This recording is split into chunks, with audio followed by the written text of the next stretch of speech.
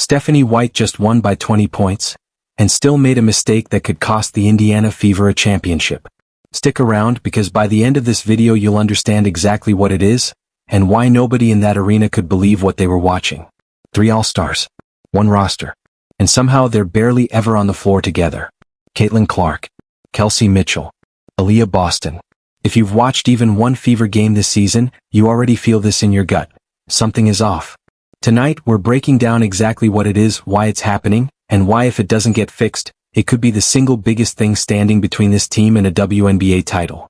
Welcome back to WNBA Analysis, the channel that breaks down the games everyone's talking about, but nobody's actually explaining properly. If that sounds like your kind of channel, stick with us because today's breakdown might be one of the most important ones we've done all season. The Indiana Fever just beat the New York Liberty 108-88. On paper, that's a dominant win. A 20-point blowout on a night where 3 different role players stepped up. But if you actually watched the game, really watched it, you saw something that should worry every single Fever fan. I don't understand why you take Caitlin out so Kelsey can get it going, then you turn around and take Kelsey out so Caitlin can get it going. Are you telling me the coaching staff can't figure out how to use these two, Caitlin Clark and Kelsey Mitchell, on the floor at the same time? Literally, while that thought is being said out loud, here comes Caitlin walking back onto the floor with Kelsey Mitchell. Then here comes Aliyah Boston jogging back on with both of them. And that's the pattern. The big 3 getting pieced back together in fragments instead of playing as a unit for the majority of the game. That's not casual complaining. That's the voice of frustration from people who've watched this exact mistake happen game after game after game. And they're right to be confused because what we witnessed in that 108-88 win wasn't just a win. It was a masterclass in how to make winning harder than it needs to be. The Indiana Fever have 3 All-Stars on their roster. On paper, that's a championship core. But there's a rotation problem that has been quietly plaguing this team for weeks, and it showed up again tonight, even inside a blowout victory. So let's break down exactly what's going wrong, and why it matters enormously for the Fever's playoff hopes. Here's the basic basketball logic. When Clark, Mitchell, and Boston are on the floor together for 30 to 33 minutes a game, they're dangerous. The offense becomes more dangerous. The defense becomes more dangerous. Believe it or not, there's real confusion about why the coaching staff keeps pulling Caitlin while leaving Kelsey in, or pulling Caitlin and Aliyah together, then subbing Kelsey out the moment Caitlin comes back in. You need to let that fire that Kelsey Mitchell has burning trickle over to Caitlin Clark. Let that fire spread to her, then let it ignite Aliyah Boston too. And once all 3 catch fire together, this team starts putting opponents away completely. Here's what makes this so maddening for Fever fans. Kelsey Mitchell dropped 33 points on 10 of 14 shooting. She was absolutely nuclear, 4 of 6 from 3-point range, getting to the free throw line at will. This was one of those performances where everything she touched turned to gold. And yet, there were extended stretches where she sat on the bench while the offense sputtered. Not because she was tired. Not because she was in foul trouble. But because of a rotation decision that nobody in that arena could fully explain. When a player is that hot, you ride them. You don't pull them just to get someone else going. That's not how basketball works at the professional level. Not in college, not overseas, and definitely not in the WNBA. There's a chemistry principle at play here too. When something that's on fire touches something else that can also catch fire, it's going to ignite. That's exactly what was happening between Caitlin Clark and Kelsey Mitchell in these stretches. Kelsey gets it going, drives downhill, and starts thinking about her point guard. She wants Caitlin cooking right alongside her.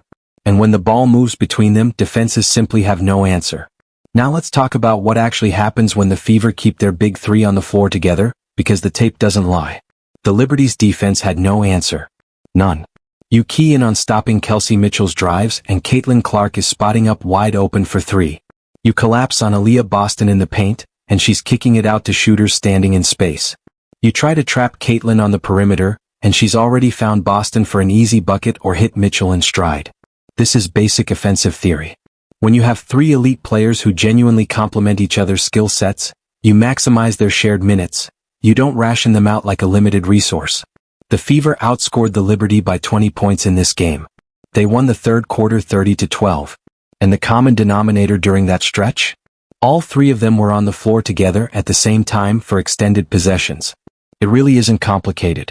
You have 3 of the best players in the entire league. 3 All-Stars. This team should be putting opponents away with this trio on the floor consistently. But for some reason the staff keeps taking a different route, and it shows up in the box score every single game. Let's look at the actual numbers from this game because they tell the real story. Kelsey Mitchell played 29 minutes. Caitlin Clark played 29 minutes. Aliyah Boston played 27 minutes. On the surface, those look like solid rotation numbers for star players. But here's the problem. They weren't playing those minutes together. There were multiple possessions where Mitchell was completely on fire, and instead of surrounding her with the team's other two best players, Caitlin was pulled from the floor. Then when Caitlin came back in, Mitchell went to the bench. It's like owning a Ferrari, a Lamborghini, and a Porsche, and deciding you can only drive one of them at a time. Meanwhile, Boston finished with 15 points, 7 rebounds, 4 assists, and a plus 18 plus-minus rating. When she shares the floor with both guards, the entire offense flows. When she's out there with only one of them, it's noticeably clunkier, more predictable, and easier for the defense to load up against. When the big three are playing well together, that's when everybody else on this roster starts playing well too. Watching Caitlin Clark knock down tough shot after tough shot is one thing, but when Caitlin and Boston are off the floor at the same time, Kelsey Mitchell is forced into tough, contested layups instead of getting clean, easy looks that come from actual spacing. It's tough out there without her two best teammates alongside her. You make the entire team weaker the moment you take 2/3 of this trio off the floor at once. Here's where it gets really interesting. The Liberty were missing key players tonight. This was not a full-strength New York team, and yet the Fever still started the game down 15-4. They were getting cooked right out of the gate. Now you could argue that's just a slow start, teams have those. But when you watch the tape, the issue becomes obvious. The defensive rotations were confused. Players weren't on the same page. And offensively, they were trying to force things instead of simply letting their best players operate naturally. It took until the second quarter for the coaching staff to finally put the big three together for extended stretches. And surprise, surprise, that's exactly when the Fever started to pull away. They won the second quarter 23-21. Not a dominant number, but they were clearly finding their rhythm. You are literally limiting the minutes for this kind of chemistry to develop. It's like painting a masterpiece and then folding it up and putting it in your pocket instead of hanging it where everyone can see it. This is primetime basketball, and the world needs to see it consistently, not in flashes. The third quarter blueprint. Now let's talk about what happened in that third quarter, because this is where the game really broke wide open. The Fever outscored the Liberty 30-12. That's an 18-point swing in a single quarter. If you chart the minutes, you'll see Caitlin, Kelsey, and Aliyah were on the floor together for the vast majority of that stretch. Mitchell was getting downhill, collapsing the defense and finding Clark for open looks. Clark was running the offense, creating advantages with her passing, and when defenses overplayed her, she was knocking down shots herself. Boston was dominating the paint, grabbing offensive rebounds and finishing everything around the rim. This is what elite basketball looks like when three players at that level operate simultaneously. The chemistry was there. The ball movement was crisp. The defensive intensity picked up because they had genuine confidence in their offense. Even in a game they won by 20 points, there were stretches that were genuinely baffling. In the fourth quarter, with the game essentially decided, there was still a rotation where one of the big three sat while the other two played. You might say, it's garbage time, who cares? But here's why it actually matters. Chemistry is built through repetition. These three players need as many shared minutes as possible to develop that instinctive understanding of exactly where each other will be on the floor. When Mitchell has the ball and sees Clark out of the corner of her eye, she shouldn't have to think about the pass, she should just know. That only comes from playing together over and over for real minutes. And right now, they're not getting enough of those reps because of rotation decisions that simply don't make basketball sense. Individual breakdown, the numbers behind the story. Let's go player by player. Kelsey Mitchell, 33 points, 10 of 14 shooting, 4 of 6 from 3, elite efficiency from start to finish. Aliyah Boston, 15 points, 7 rebounds, 4 assists, a team best plus 18. Caitlin Clark, 17 points on 5 of 14 shooting, 2 of 8 from 3, 7 assists against 7 turnovers. Not her best shooting night, but watch the tape and you'll see her constantly trying to get her teammates involved, sometimes to a fault. She had some head-scratching turnovers, no question. But she also had real moments of brilliance. A wraparound pass for a wide-open corner 3, a drive-in dish that led directly to an easy bucket inside, defensive effort that sparked transition opportunities. This wasn't her best game by the raw numbers, but it wasn't as bad as the stat line alone suggests either. Even on an off-shooting night, Clark still makes everyone around her measurably better. That's the mark of an elite, franchise-level player. And the supporting cast actually showed up in a big way tonight. Lexi Hull dropped 8 points on 3 of 5 shooting, including 2 big corner threes. Damian Fagbinel chipped in solid work on the boards. Katie Lou Samuelson knocked down 11 points on 3 of 6 from deep. These are exactly the kind of performances the Fever need from their role players, and here's the key insight.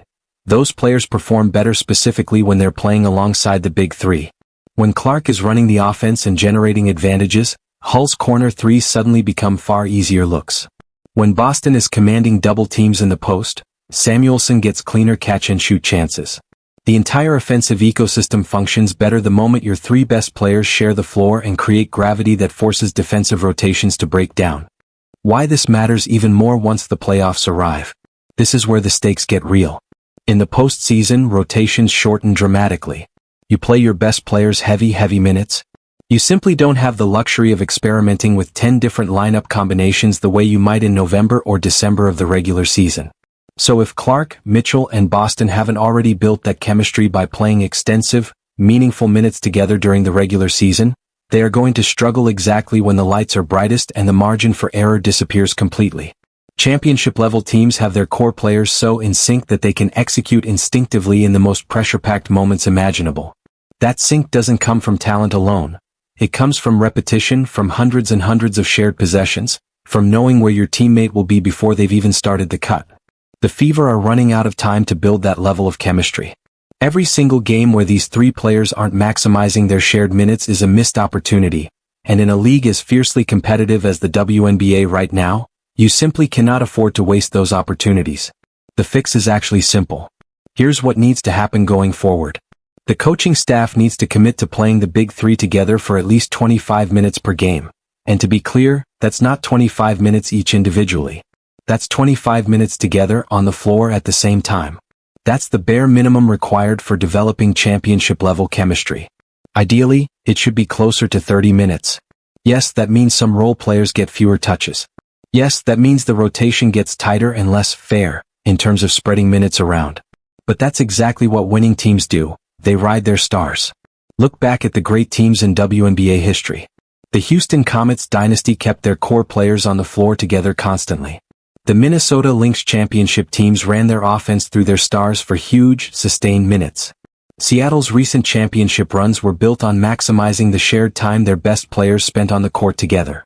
This isn't some revolutionary new basketball theory, it's simply basic winning basketball. The Fever have something genuinely special brewing right now. Mitchell is playing the best basketball of her entire career. Clark is everything that was advertised coming out of college: generational passing vision, elite shooting range, relentless competitive fire.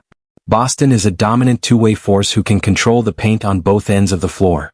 Put those 3 players together, surround them with shooters like Hull and Samuelson, and you have a legitimate championship contender, but only if the coaching staff actually plays them together consistently.